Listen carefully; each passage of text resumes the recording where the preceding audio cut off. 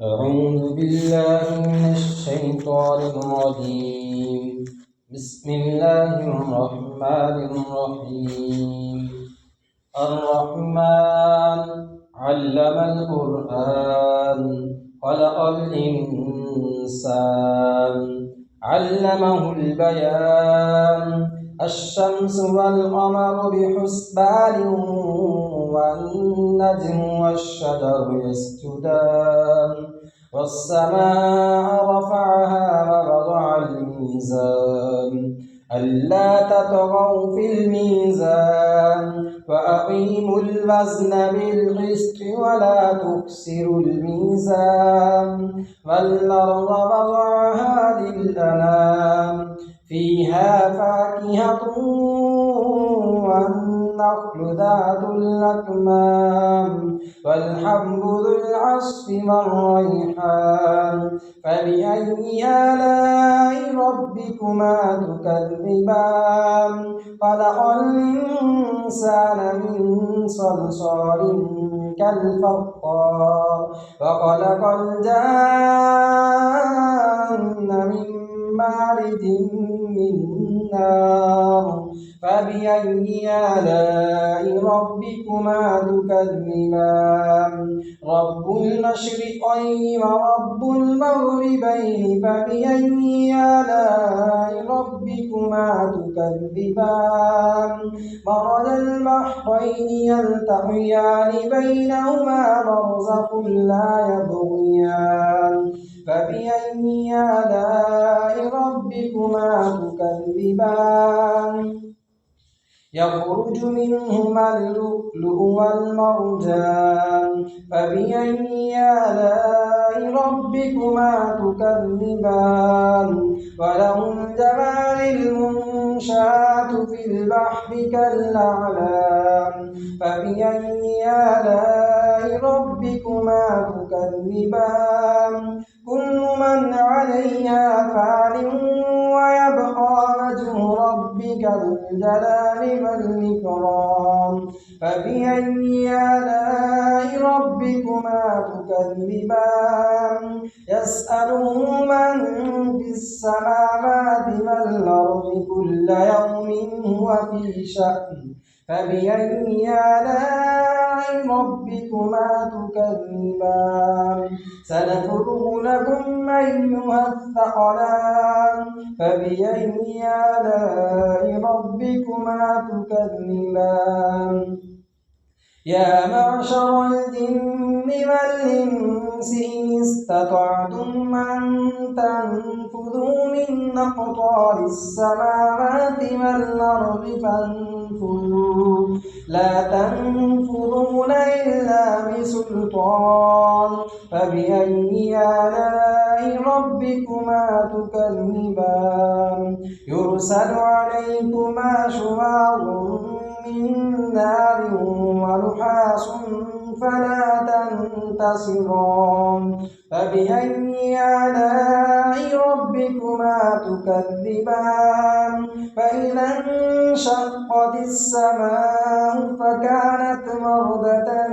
كالدهان فبأي آلاء ربكما تكذبان فيومئذ لا يسأل عن ذنبه إنس ولا جان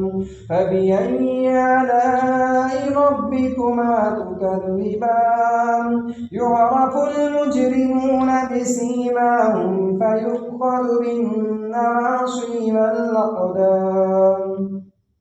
فبأي آلاء ربكما تكذبان هذه جهنم التي يكذب بها المجرمون يطوفون بينها وبين حميم نار فبأي آلاء ربكما تكذبان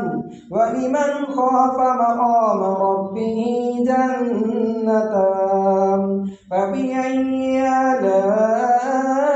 ربكما تكذبان ذواتا أفنان فبأي آلاء ربكما تكذبان فيهما عينان تجريان فبأي آلاء ربكما تكذبان فيهما من كل فاكهة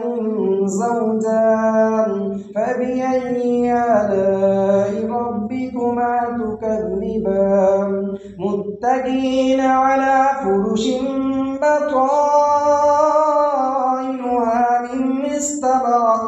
وجنى الجنتين دان فبأي آلاء ربكما تكذبان فيهن قاصرات الطرف لم يطمثهن إنس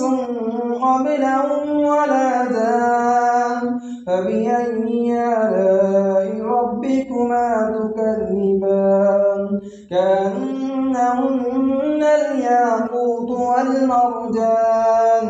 فبأي آلاء ربكما تكذبان هل جزاء الإحسان إلا الإحسان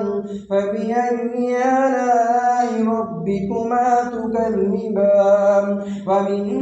دونهما جنتان فبأي آلاء ربكما تكذبان مدهامتان فبأي آلاء ربكما تكذبان فيهما عينان نضاختان فبأي آلاء ربكما تكذبان فيهما فاكهة ونخل ورمان فبأي آلاء ربكما تكذبان فيهن خيرات حسان فبأي آلاء ربكما تكذبان حور مقصورات في الخيام فبأي آلاء ربكما تكذبان لم يطمثهن إنس قبلهم ولا جان فبأي آلاء ربكما تكذبان متكئين على رفرف خضر وعبقري حسان فبأي آلاء ربكما تكذبان تبارك اسم ربك ذي الجلال والإكرام صدق الله العظيم.